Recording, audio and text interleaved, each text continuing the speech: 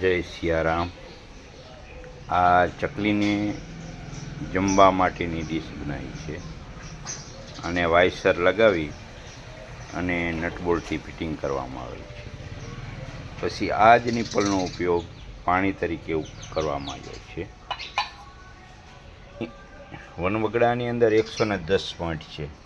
110 point ઉપર સમયસર પાણી પહોંચાડી ન શક્યા। અત્યારે ફૂલ ગરમીનો ટાઈમ વધતો જાય છે, તો એના માટે આ રીતે બનાવેલ છે।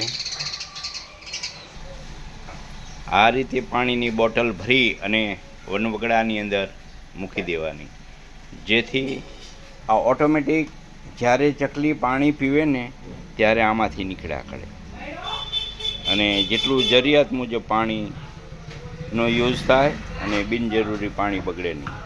એટલે વનવગડાની અંદર 110 પોઈન્ટ આવેલા છે, તો અંતરિયાળ વિસ્તારમાં સમયસર પહોંચી ન શકાય અને ઉનાળાનો ટાઈમ હોવાથી ચકલીને પાણીની બહુ તલાશ લાગે, જેથી કરી અને આ એક પ્લાન બનાવ્યો છે।